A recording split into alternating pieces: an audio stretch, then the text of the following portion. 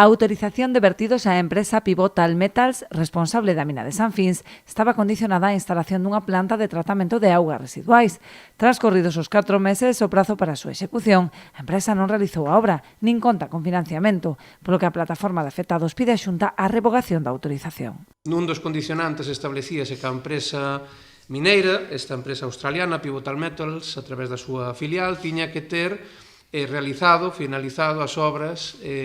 de construción desa suposta planta de tratamento en 4 meses,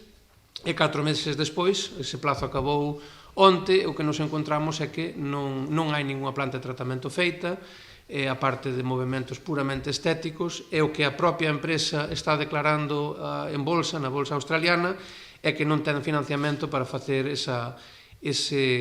suposta planta de tratamento, e que mentres non teña o financiamento non vai facer absolutamente nada, o cal é basicamente rirse na cara da Xunta, que lle puxo ese condicionante que non están cumprindo, pero tamén na cara de toda a ría, porque é evidente, como xa se explicara nas alegacións, nos propios recursos, que se trata dunha empresa totalmente insolvente en termos de poder asumir un proxecto como este, e aínda máis cos potenciais impactos que tería sobre a ría,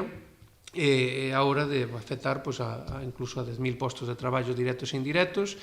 Para facerse oír, convocaron unha movilización para este sábado día 8 na propia mina, ás 11 da mañá. Sairán autobuses dende Noia a partir das 10:30. Ademais da protesta, realizarase un enterro de produtos á ría, polo que piden os asistentes que acudan vestidos de loito ou con roupa de augas. Tras este acto simbólico a cargo de membros do grupo de teatros Quinquilláns, haberá un concerto e unha degustación gastronómica para darlle un toque lúdico a esta xornada reivindicativa, que concluirá cunha marcha ata as presas de residuos mineiros abandonadas. As confrarías de Noia e Portosín promoven tamén esta convocatoria en paralelo aos procesos xudiciais abertos que teñen por obxectivo impedir a reapertura da mina, que poría en risco o futuro da ría. As vías judiciales tamén están aí,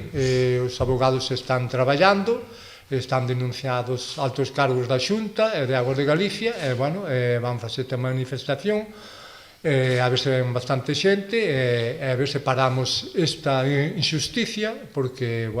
estes vertidos de metales pesados que veñen parar á ría sería, como sabemos todos, a ruína de toda a comarca. Nos pode complicar a vida nun futuro, que todos temos fillos, todos temos que comer, e necesitamos todo o apoio que se poda